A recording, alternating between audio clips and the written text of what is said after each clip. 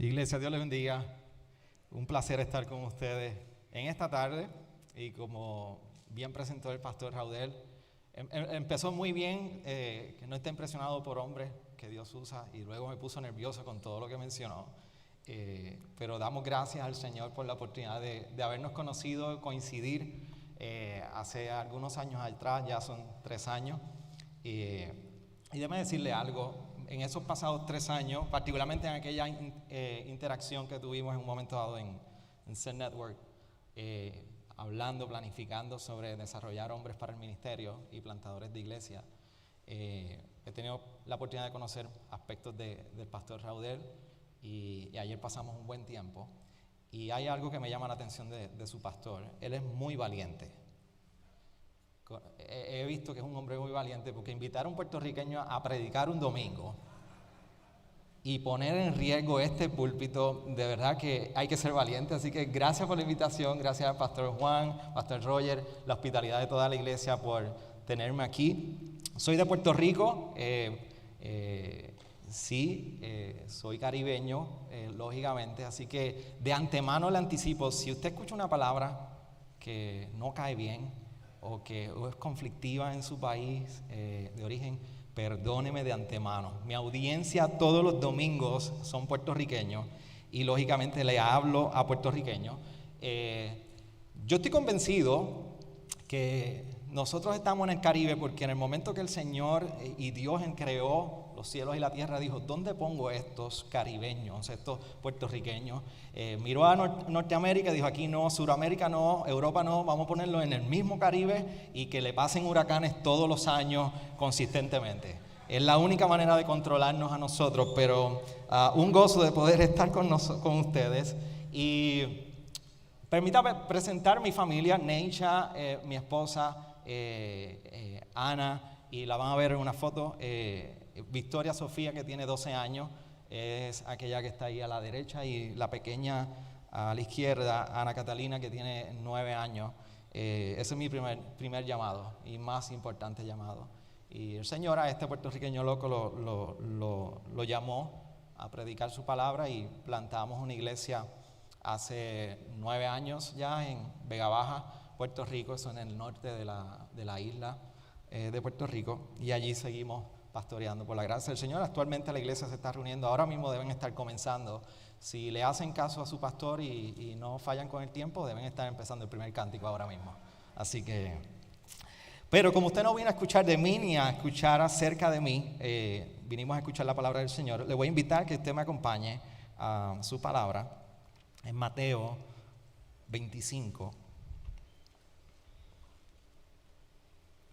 Y en Mateo 25 nosotros vamos a dar lectura a los versos 31 hasta el 46, ya es culminando este pasaje.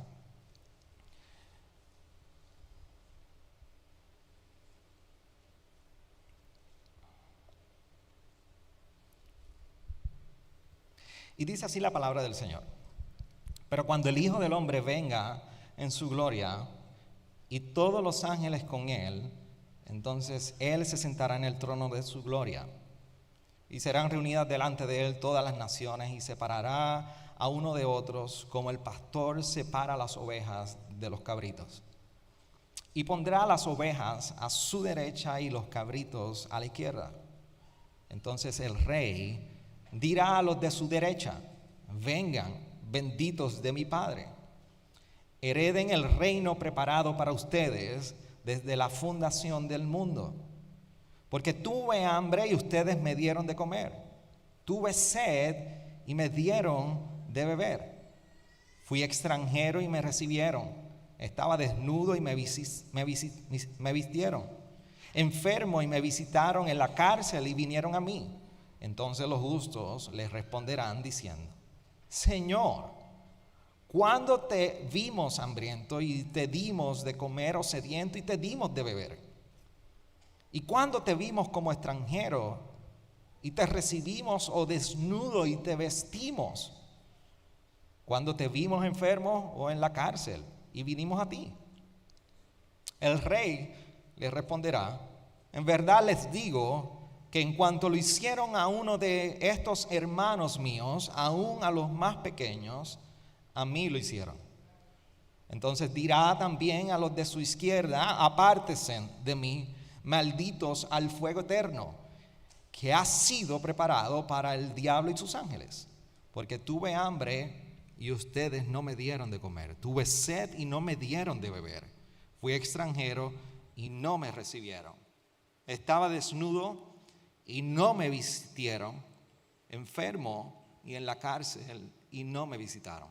Entonces ellos también responderán: Señor, ¿cuándo te vimos hambriento o sediento, o como extranjero o desnudo o enfermo o en la cárcel, y no te servimos?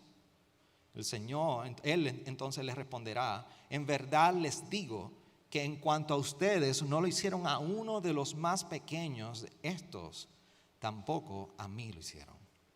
Estos irán al castigo eterno, pero los justos a la vida eterna. Señor, gracias por tu palabra. Gracias por la oportunidad, Señor, de hoy ser recordados de tu evangelio. Y por tu gracia estar aquí delante de tu palabra para ser recordados de tu voluntad para con nosotros,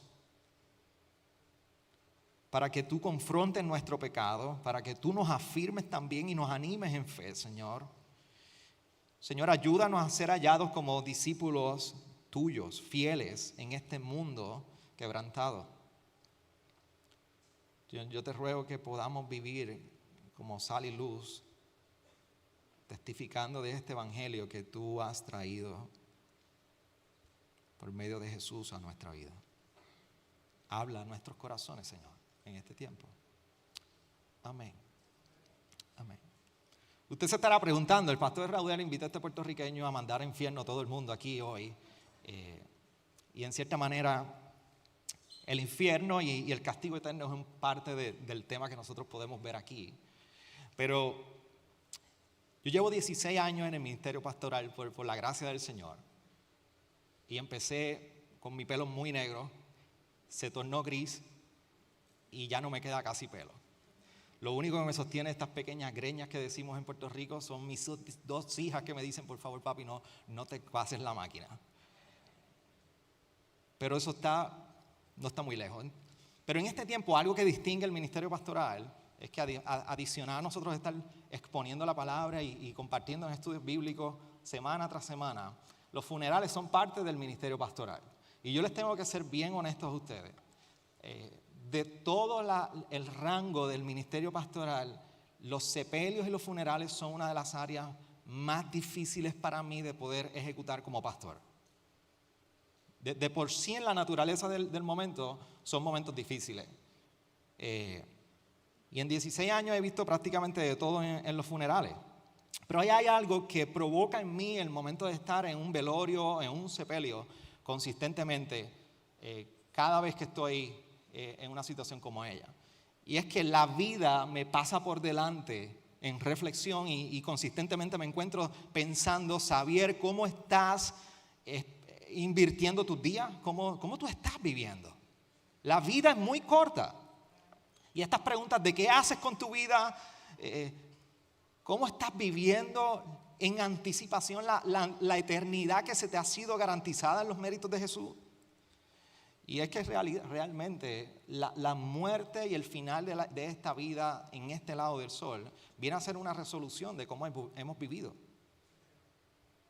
Si algo atestigua la muerte en nosotros, es la respuesta de cómo hemos vivido. ¿Y por qué digo todo esto? Porque no importa si hoy eres un creyente y estás aquí, o no eres creyente y estás también aquí. Todos anhelamos eternidad. Y les voy a dar un buen ejemplo de cómo nosotros anhelamos eternidad. Hay situaciones, hay momentos, hay diagnósticos que en nosotros pone un deseo de que, ¿cuándo va a pasar esto? Y no me estoy refiriendo al sentimiento medio suicida y melancólico y pesimista de que queremos que se haga un hoyo en la tierra y nos trague por completo y acabemos con esta vida. No estoy hablando de eso. Estoy hablando de esa rutina y de esa exposición constantemente a tensiones quizás familiares, diagnósticos que nos ponen en una incertidumbre de qué va a suceder con mi salud, coyunturas económicas, los retos de poder vivir en este mundo caído. Y llega el momento, y si usted es como yo, que va a la ducha y está ahí, Señor, ¿hasta cuándo? Como Habacuc, ¿hasta cuándo vamos a acabar esto? Eso es un sentimiento del anhelo de eternidad en nosotros. Es un sentimiento y en sí es un planteamiento muy reflexivo de nosotros de que queremos que todas estas dificultades acaben. Pero hay una pregunta bien importante. ¿Cómo la vida haya sentido mientras estas dificultades continúan hasta tanto terminen? ¿Cómo esta vida que yo estoy viviendo constantemente y que nos encontramos peregrinos y extranjeros, no solamente espiritualmente, físicamente, cómo mi vida haya sentido ante estos retos, estas dificultades y el dolor que causa el pecado mientras vivimos en este mundo? Y no me malentienda, y si usted me escucha que soy medio gritón, es que puertorriqueño y yo estoy predicando como en Gracia Redentora, me siento muy confiado. La realidad es que es duro. La vida cristiana es una vida de gozo, de alegría, de que rebosa en nosotros el resultado y los frutos de salvación, sí, pero la vida es dura. La vida duele. Mientras usted corra sangre y le corra sangre roja y tenga venas y carne, usted siente y padece. La vida es dura. Pero ¿cómo haya sentido nuestras vidas mientras las dificultades continúan? Y yo creo y estoy convencido que Mateo 25 viene a hablar muchísimo a esta realidad de nosotros hoy. Permítanme ayudarlos para ponerlos en contexto, porque ustedes no están en la serie de Mateo, ustedes están en una serie de Apocalipsis y tienen un llamado a poder considerar diferentes alternativas de cómo servir, vivir en misión. Y yo reflexionaba y oraba, ¿cómo nosotros podemos hablar juicio y misión? Yo creo que Mateo 25 lo hace muy bien en las palabras de Jesús. ¿Y qué está sucediendo aquí cuando nosotros nos exponemos a Mateo 25? ¿Y por qué estoy planteando que es un pasaje que en las palabras de Jesús trae mucho entendimiento y mucho sentido a cómo vivimos esta vida, a pesar de cómo es la vida? Cuando nosotros vamos en Mateo 24 y 25, nosotros nos estamos encontrando en una serie de parábolas que Jesús está hablando. Pero entendamos lo siguiente: Jesús ha sido cuestionado desde el inicio de su ministerio. Jesús viene siendo cuestionado. Y en un momento muy particular, en Mateo 24:3, los escribas y los fariseos se le acercan y están viendo lo que Jesús está haciendo. Saben que Jesús empieza a hacer muchísimos milagros, a sanar. Y Jesús comienza como un proceso de reclutamiento. Y entonces los discípulos comienzan a llegar, a seguirle y a ver. Y Él comienza a llamar. Y de momento vemos que en esos capítulos 16, 17, Jesús comienza a hacer el llamado de que si alguien me quiere seguir, quiere venir en pos de mí, niéguese a sí mismo, tome su cruz y sígame. Pero llega una instancia en particular que cuando está haciendo la entrada triunfal a Jerusalén, que todos estamos muy familiarizados con esa escena, los escribas, los fariseos, los saduceos comienzan a cuestionar, y en ese capítulo 24, verso 3, comienzan a preguntarse, ¿y quién es este para hacer todas estas cosas? Y ya Jesús anteriormente, en Mateo 9, Mateo 12, utiliza la expresión constantemente de el Hijo del Hombre. Pero a partir de ese capítulo 21 en adelante, 22, 23, 24 y 25, comienza Jesús en su retórica y en sus parábolas a hacer consistentemente más esa referencia al Hijo del Hombre. Y resumiendo, porque no vamos a hacer una clase de teología bíblica hoy, Jesús se está apropiando de un término en el Antiguo Testamento de Daniel 7, versículo 13, donde se describe el anciano de días. Y es una figura que en cierto sentido es una figura que se describe con autoridad, con dominio, y que se describe de tal manera que su dominio va a ser eterno, nunca va a acabar, y que su reinado va a ser eterno y nadie va a destruir su reino. Entonces, cuando Jesús se apropia de este término y está utilizando en parábolas el término del Hijo del Hombre, está diciendo, yo soy el Hijo del Hombre. Yo soy ese rey cuyo dominio es eterno y nadie ni nada podrá destruirlo.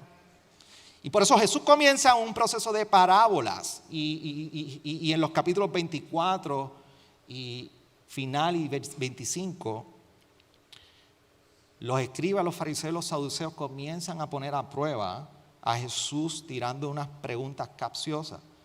Entonces hay varias escenas que nosotros podemos ver ahí particularmente. Una de ellas muy conocida, la del impuesto y la moneda del César. ¿A quién le corresponde el impuesto? Y eso es que comienza la pregunta de la resurrección, la pregunta de quién va a ser la mujer, la viuda, si se casa con el hermano y el próximo hermano, hasta los casi 7 hermanos. Ponen a prueba y Jesús comienza a debatir con ellos, a contestar y a ripostar a estas preguntas, y los discípulos están mirando todo esto. Jesús pasa esa prueba, les calla la boca a todos.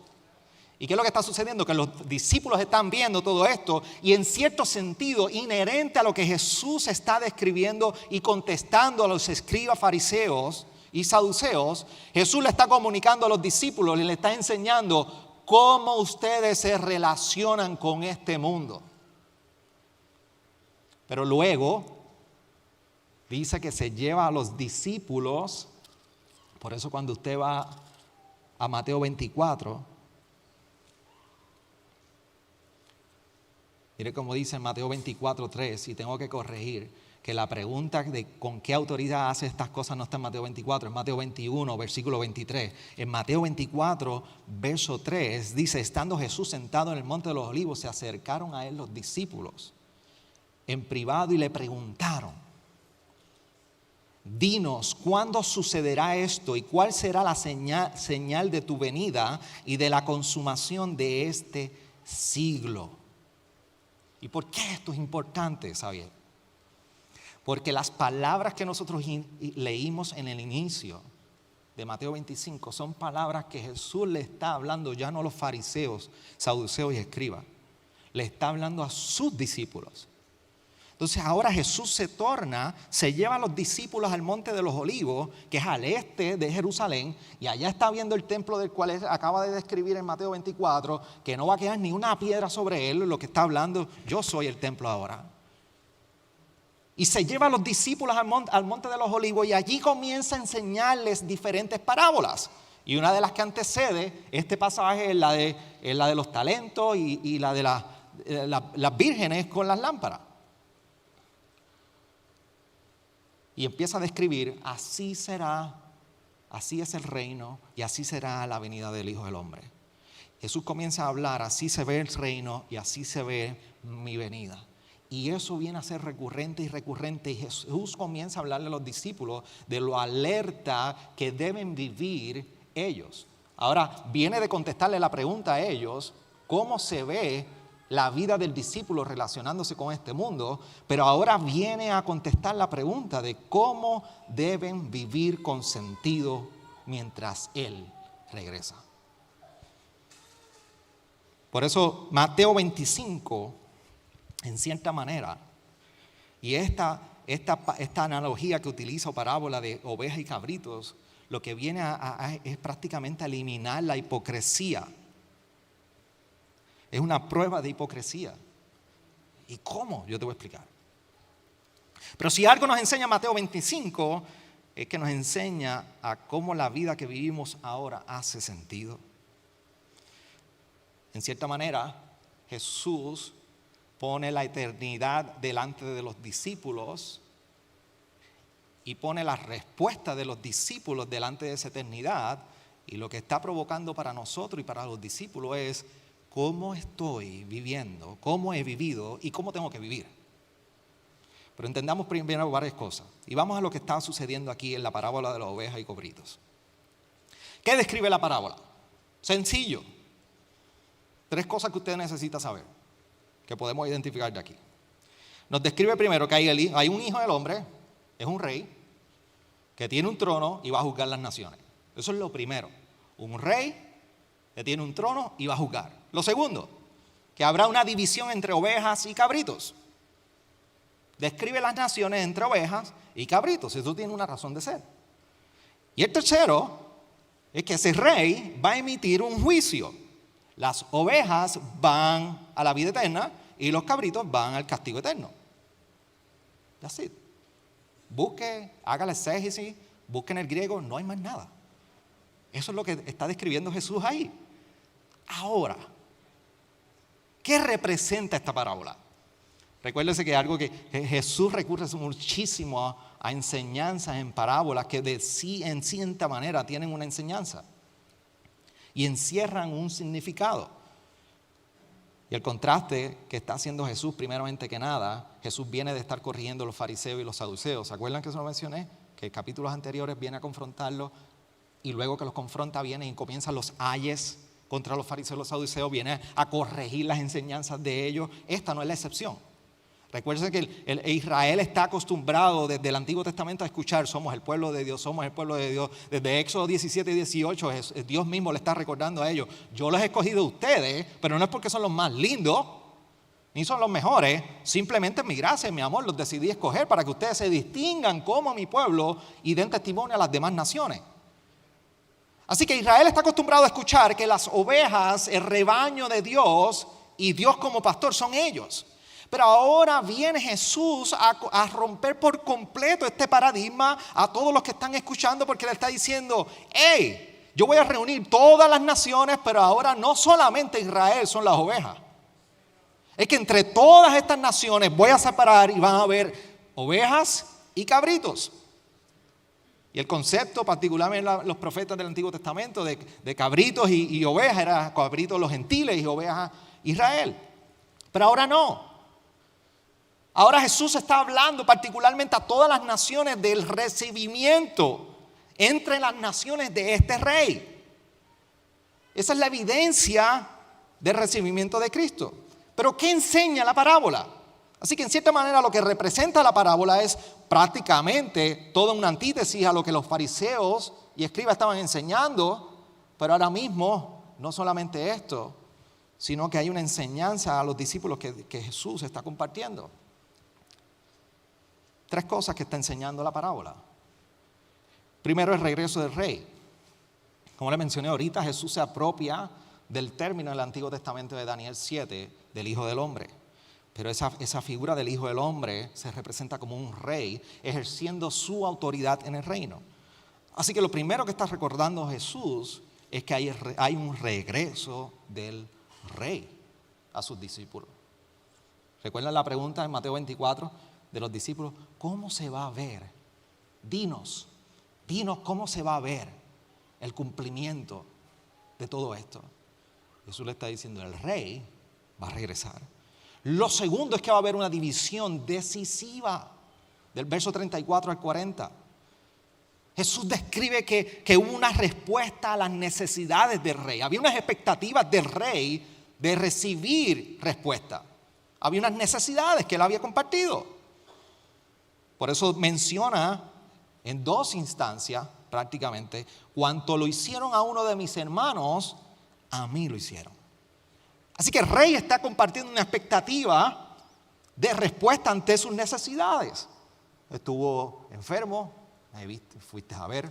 Estuve desnudo, me vestiste. Estuve en la cárcel, me visitaste. El rey está compartiendo unas necesidades. Y porque se les hizo a uno de sus hermanos, se les hizo a él. Así que hay unas expectativas de este rey. Pero la pregunta que nosotros debemos hacernos delante del texto es: ¿y quiénes son los hermanos? ¿Quiénes son los hermanos? Es una pregunta que si nosotros podemos navegar todo Mateo nos va a hacer sentido, que vamos a encontrar que Jesús anteriormente está hablando de quiénes son los hermanos. Por eso cuando vamos a Mateo 12, 49 al 50 dice, lo van a buscar los discípulos y dice: y extendiendo la mano hacia sus discípulos dijo: miren, aquí está mi madre y mis hermanos, porque cualquiera que hace la voluntad de mi Padre que está en los cielos, ese es mi hermano y mi hermana y mi madre. ¿Se recuerdan cuando Jesús está bien ocupado y de momento los discípulos dicen: hey Jesús, tus hermanos y tu mamá está allí? Él se apunta a los discípulos y hace esta pregunta en retórica: ¿quiénes son mis hermanos y mi madre? Ellos son. ¿Y quiénes son ellos? Los que hacen la voluntad del Padre que está en los cielos. Vuelve y repite la contestación de quiénes son los hermanos. Y lo vemos en Mateo 23, 8, cuando dice: pero ustedes no dejen que los llamen rabí. ¿Recuerdan cuando los fariseos estaban hablando y hablando de los fariseos, de los títulos, de rabíes y todo esto? Jesús está orientando a sus discípulos y les dice, pero ustedes no dejen que los llamen rabí, porque uno es su maestro y todos ustedes son hermanos. Así que en cierta manera Jesús les está diciendo, la evidencia de que ustedes son discípulos genuinos es su relación con otros discípulos. Jesús le está diciendo, mis hermanos con quien ustedes están haciendo son todos estos discípulos. Es por eso que la división, esta división que Jesús está describiendo de ovejas y cabritos, toma lugar ante la respuesta que han expresado los seguidores o no seguidores de Jesús. Y Jesús les está recordando a los discípulos, recuérdense de algo, yo no estoy haciendo aplicaciones para nosotros todavía. Estoy describiendo lo que Jesús está haciendo aquí en esta parábola. Le está hablando a sus discípulos.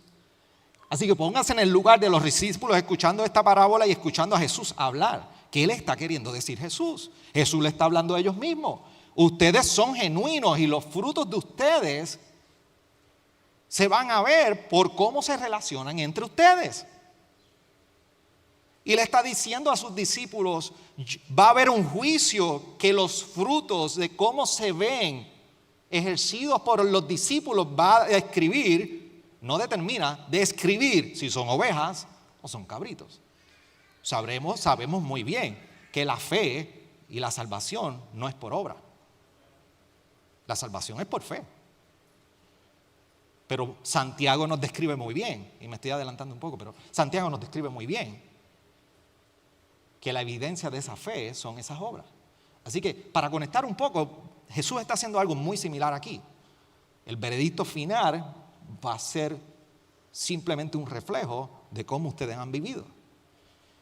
Por eso que en esta división no hay un punto medio para ellos. Jesús le está diciendo, aquí no hay tal cosa como un punto neutro. Aquí estás en izquierda o estás en derecha. Y tengo que tener cuidado diciendo aquí porque estamos en Estados Unidos. ¿Usted o está en izquierda o está en derecha? No aplica la política. Por favor.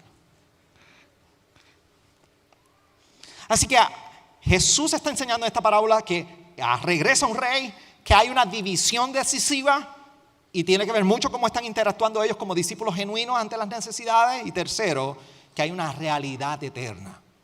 Por eso en el versículo 41 al 46, Jesús está hablando particularmente y le está condenando a los cabritos y les dice al final, estos irán al castigo eterno, pero los justos a la vida eterna.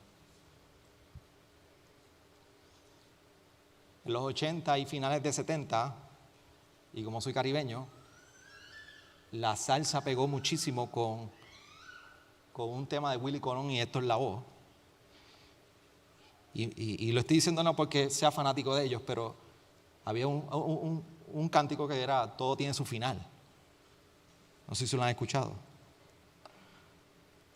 Pero en las primeras estrofas diciendo todo tiene su final, Héctor Lavoe y Willy Colón decían que no existe eternidad. Jesús nos está diciendo todo lo contrario. Existe eternidad. Las palabras para los de la izquierda son las opuestas para los de la derecha.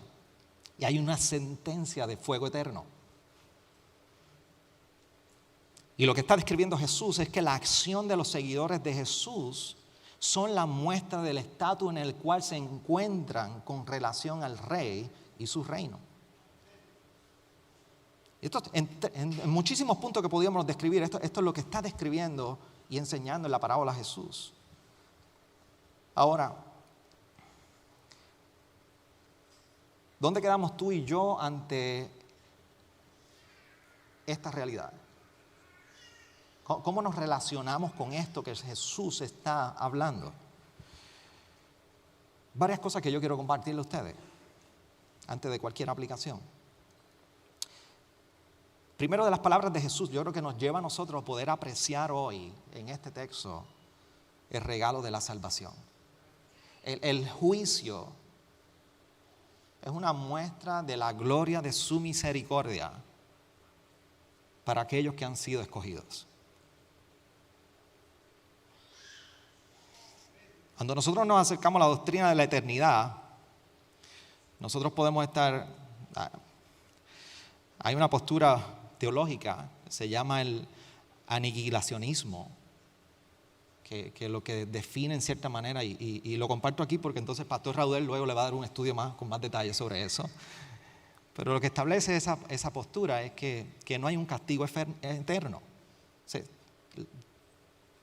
todos los que no fueron salvos van a estar pulverizados y uno de los mayores teólogos que me ha influenciado a mí en el ministerio pastoral y vida cristiana, John Stott, tristemente él afirmaba esto y creo que estaba muy, muy errado, grandemente errado. Porque yo quiero que entienda algo ante las palabras de lo que Jesús les está explicando a sus discípulos. Si nosotros perdemos la eternidad, perdemos todo. Si hay algo que ha venido a hacer el Evangelio es prácticamente a cambiar nuestra eternidad. Y cuando nos acercamos a este pasaje que Jesús le está hablando a sus discípulos de la eternidad, a nosotros hoy, discípulos del siglo XXI, nos debe llevar a nosotros a considerar el regalo de la salvación con gran gozo y con gran humildad. Lo segundo que nos lleva a nosotros a considerar ante la realidad de esta parábola que Jesús está hablando en Mateo 25 es a examinar la hipocresía de nuestras vidas.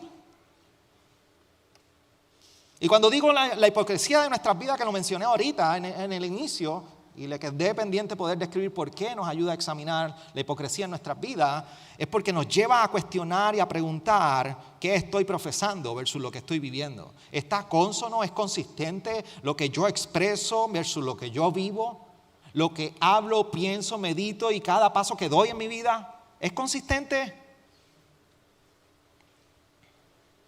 Como discípulos modernos, ¿cómo luce nuestra relación con otros?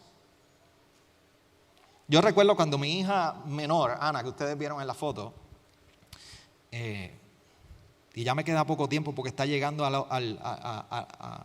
los preteens, me queda poco tiempo para utilizar esta anécdota de ella, antes de que se avergüence mucho. Pero cuando ella tenía como 2 o 3 años, yo creo que más 2 que 3 años, yo recuerdo que nosotros íbamos en nuestro auto y era de noche y dijimos, vamos a comer mantecado. Helado, como usted lo llame en su país. Vamos a comer mantecado. Y yo veo que ella cierra los ojos y yo simplemente, por bromear como papá, le digo, porque recuerde, 2 años, la otra le lleva 3 años, tiene 5, las 2 dormidas, bajar, aquellos que son padres y que han tenido niños pequeños a la misma vez, ¿saben lo que es? Bajar, subir escaleras, bajar niños dormidos. Y padre vago al fin, que no quería cargar la nena en ese momento, no quería que se durmiera. Y le digo, Ana, si te duermes, no comes mantecado. Ella abre los ojos, está en su car seat, me mira por el retrovisor y se echa para atrás a dormir. Y yo miro a la mamá y yo le digo, bueno, seguimos y le digo, Ana, no te duermas, si te duermes y llego, no hay mantecado, me voy. Abre el ojo, me mira. Y yo miro que cuando yo sigo con la mirada en la carretera, cierra los ojos y se echa para atrás. Llegamos, lógicamente iba a llegar, yo no le iba a prohibir un mantecado por esa tontería, simplemente bromeando con ella. Llego al lugar, llegamos a un Baskin Robbins y vamos al estacionamiento del Baskin Robbins y le digo, Ana, ¿te dormiste? No hay mantecado. Ana está profundamente dormida, abre los ojos y me dice, papi, 2 años, yo no estaba dormida, yo estaba orando.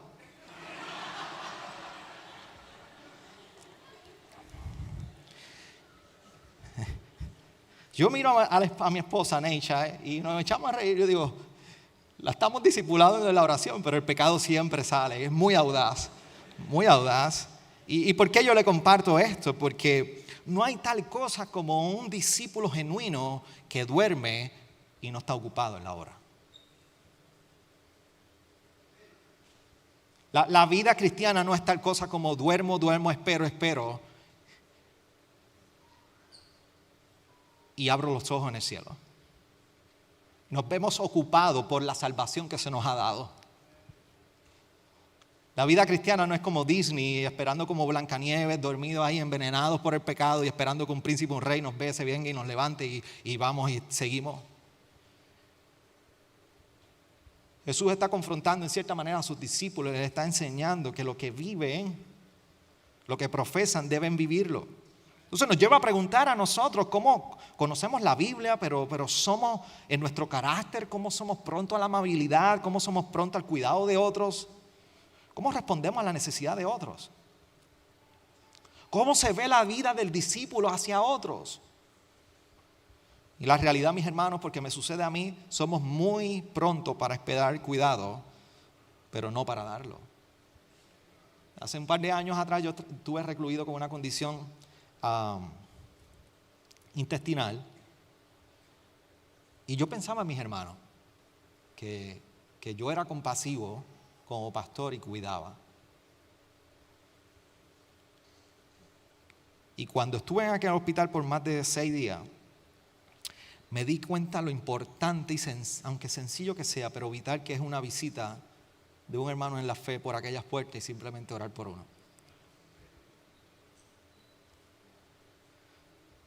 Me di cuenta que somos muy prontos para esperar cuidado, pero muy lentos para darlo. Y si nosotros hallamos hipocresía, creo que este tiempo es un buen tiempo de nosotros decir, necesito arrepentimiento en mi vida. La tercera realidad con la que nos podemos relacionar con esta parábola es que debe provocar en nosotros reflexión de cómo invertimos nuestro tiempo. Como las acabo de mencionar con la analogía de mi hija, no hay tal cosa como frutos en aquellos que duermen.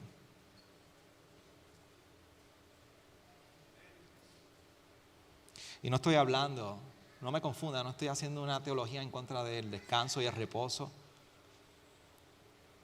Estoy hablando de que nuestra vida cristiana se puede ver ocupada en los negocios de nuestro Padre. Estamos ocupados dando frutos de compasión. Estamos ocupados dando frutos de eternidad. Frutos que nosotros vamos a estar semillas sembrando en este tiempo, en este lado del sol, y no los vamos a ver aquí posiblemente, pero los vamos a ver en la eternidad. Y la realidad, mis hermanos, es que todos vivimos orientados hacia Dios. Y mientras tú y yo vivamos en este mundo, tu vida y mi vida siempre van a ser una expresión de aceptación o rechazo al Rey.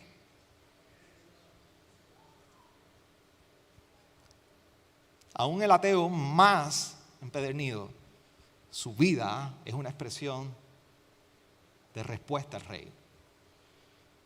Tú y yo no estamos en esa excepción. Y esa es la manera como tú y yo nos podemos relacionar con esta parábola, pero permítame aplicar algunos aspectos sobre ella para ir culminando. Y yo creo que Pedro hace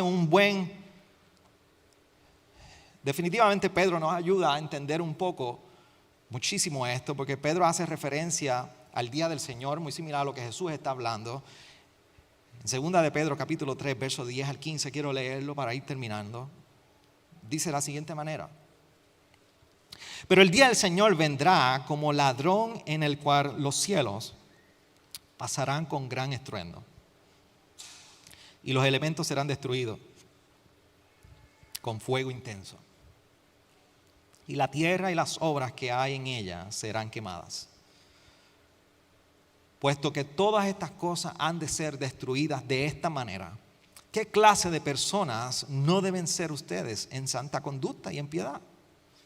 Esperando y apresurando la venida del día de Dios, en el cual los cielos serán destruidos por fuego, los elementos se fundirán con intenso calor, pero según su promesa, nosotros esperamos nuevos cielos y nueva tierra, en los cuales mora la justicia. Por tanto, amados, puesto que ustedes aguardan estas cosas, procuren con diligencia ser hallados por Él en paz, sin mancha e irreprensibles.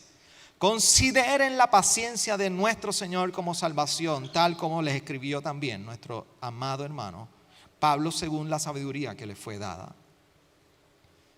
Pedro hace eco de las palabras y de esta parábola de Jesús que nos está enseñando. Y le escribe de igual manera a los discípulos en dispersión en un tiempo muy difícil. Y lo primero que les está enseñando, vivan con la eternidad por delante. Amados, delante de estas palabras de Jesús, el llamado es igual para nosotros, como hacemos eco de las palabras de Pedro. Vivamos con la eternidad por delante. Entendamos lo siguiente, la eternidad no es un tema de Semana Santa. La eternidad es un tema de todos los días. Es un asunto donde tú y yo nos debemos ver ocupados todos los días. Y que recordemos que este mundo visible no es el fin. No es el fin para el cual tú y yo vivimos. Tú pudiste haber llegado acá y quizás tienes 2, 3 trabajos. Quizás estás tratando de equilibrar tu vida y hallar sentido a tan ocupado, pero que si sueltas uno no puedes sostener otra cosa, por acá se te pierde otra. Mientras luchamos en este mundo, déjame decirte que este mundo no es el fin. Y posiblemente, si hay algún no creyente, si hay alguno de ustedes aquí que no has entregado tu vida por completo al Rey de Reyes, hoy es un buen día para tú comenzar a ocuparte y a pensar, hay una eternidad. Tu vida y mi vida son un pequeño punto en toda la eternidad. Un punto que puede durar 60, 70, 80 años. Pero que son 80 años, 70 años y si cuidado 100 en una eternidad. No solamente vivamos con la eternidad por delante. Pedro nos recuerda que vivimos también y esperamos expectantes y activos. Esto es lo que Jesús viene diciendo en Mateo 25. La parábola de los talentos, la parábola de las 10 vírgenes, la parábola ahora de las ovejas y cabritos. Estén ocupados, atendiendo, vigilantes. Pedro viene a hacer lo mismo diciéndonos aquí, esperando y apresurando la venida del día de Dios en el verso 12. Y bien interesante porque nos está diciendo a nosotros apresurando.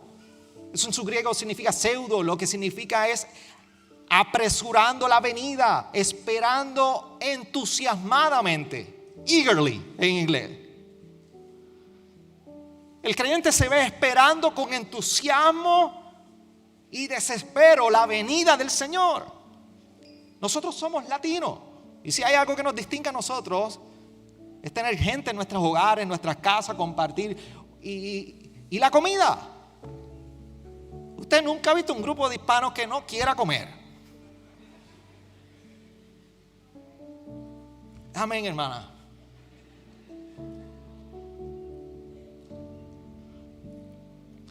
Y yo le voy a decir cómo se ve en el hogar de los Torrados cuando esperamos una visita. Y no tiene que ser igual a de usted, pero en mi casa, mis hijas comienzan a recoger los cuartos, porque se les pide, están en esa edad. Su mamá, principalmente Necha, es la que rige ese tiempo previo de 1 hora, 2 horas antes de una visita. Las nenas tienen que recoger el cuarto, tienen que limpiar sus cuartos. Mi esposa lava los baños de nuestro cuarto, recoge la cama. Y yo llega el momento en esa instancia que le pregunto, Necha, ¿acaso la visita viene para nuestro baño, nuestro cuarto? Y dice, no, pero tiene que estar limpia la casa. Limpia todo el baño de abajo, limpia la sala, la cocina, mapea. Y ustedes ven mis hijas que se acercan a la puerta y empiezan a mirar, ¿llegó papi? ¿No llegó? Y si es una visita por primera vez en la iglesia y el pastor lógicamente voy y dice, pero llega, no llega. Y yo tengo la costumbre de recibir las personas en la puerta medio abierta y hasta la perra sale. Estamos entusiasmados a la expectativa de que alguien ha de visitarnos y viene a nuestra casa. Pero la pregunta es, ¿cuánto de esa manera luce nuestras vidas esperando al Rey de Reyes y Salvador de nuestra vida, que lo ha entregado todo?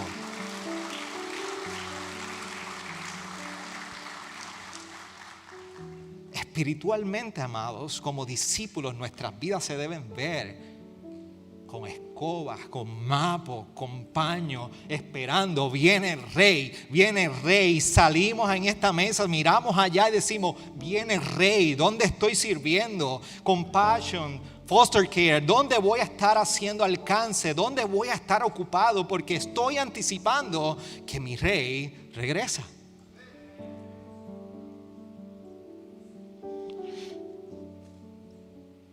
Pedro nos exhorta a tener una espera como llamado santo con consecuencias eternas. Y tienes que entender, iglesia, no olvides, porque esto es algo de olvidar semana tras semana, día tras semana, que lo que haces hoy tiene consecuencias para siempre. Por eso en nuestra familia debe existir la urgencia de vivir en anhelo para la eternidad. Por eso en nuestro trabajo incluso debemos preguntarnos en qué estamos ocupados, qué estoy trabajando, pero realmente qué estoy construyendo. En la iglesia y en la labor de esta congregación, amados, importa cómo nosotros testificamos y servimos al Rey. Y por último, no solamente vivimos con la eternidad por delante, no solamente esperamos con expectativa y activamente, pero también abrazamos la promesa de una vida eterna. Abrazamos la promesa de que el juicio y que el Rey viene a emitir el juicio no es un asunto para poner nuestras piernas y rodillas temblando. Es un asunto de gozo porque el Rey va a hacer justicia. La maldad ya no tiene lugar y se va a acabar. Las dificultades de este mundo, de este tiempo, las tensiones, la incertidumbre, los diagnósticos difíciles, las situaciones que diariamente tú tienes que estar lidiando, el peso de esta vida llegará a un fin. Y lo mejor de todo es que Jesús habla a nosotros en esta parábola a sus discípulos y nos recuerda que esta vida eterna ha sido prometida por aquel que se encuentra en un trono, que es el Hijo del Hombre, el Rey sobre todas las cosas. Y si algo nos recuerda esto que Jesús está utilizando como término Hijo del Hombre, es que su dominio y su reinado es por siempre y no hay quien lo pueda destruir. Entonces nuestra vida eterna está garantizada y está asegurada, está sostenida por ese Rey. Entonces, ¿cómo vivimos con seguridad y paz en esta verdad? Iglesia, las circunstancias cambian en esta vida, pero el que está en su trono no cambia, no se cansa y cumple sus promesas. Entonces, si Él va a juzgar a las naciones, tú y yo podemos responder. Inclina tu rostro ahí donde estás.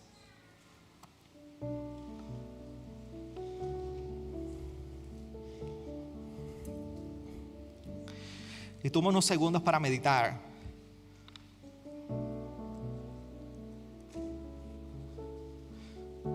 acerca de tu vida a la luz de la eternidad. Y te invito a que puedas reflexionar ante esta realidad de que el Rey regresa. ¿Cómo se ven nuestras vidas ocupadas respondiendo a las necesidades del Rey?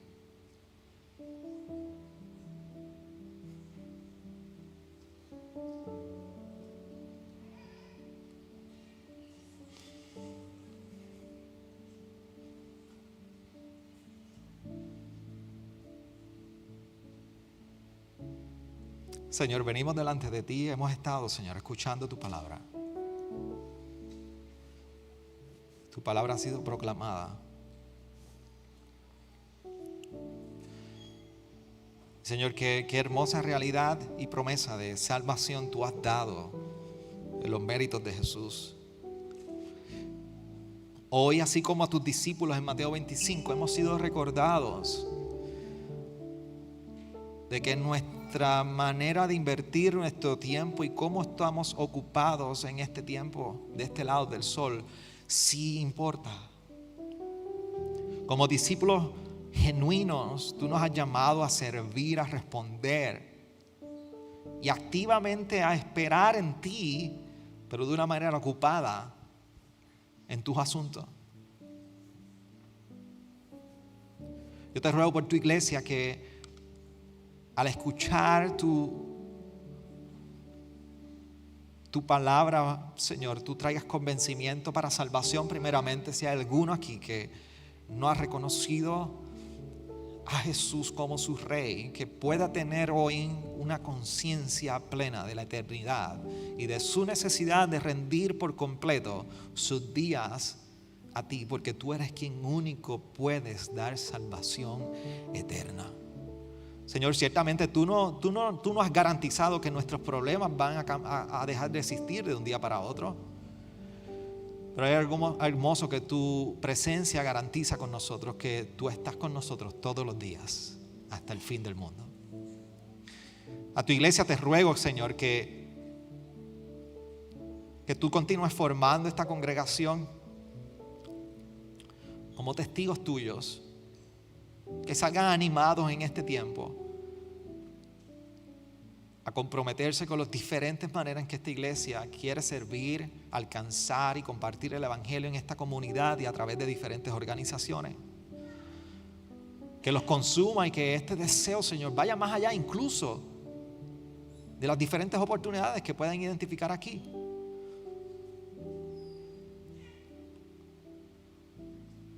Pero esta iglesia pueda salir y pueda seguir creciendo, Señor, y madurando como una iglesia viva, dependiente de ti, Señor, en toda buena obra. Gracias por tu salvación, Señor, y por tu cuidado y tu garantía de eternidad. En tu nombre oramos. Amén. Ha sido un placer, iglesia. Dios les bendiga.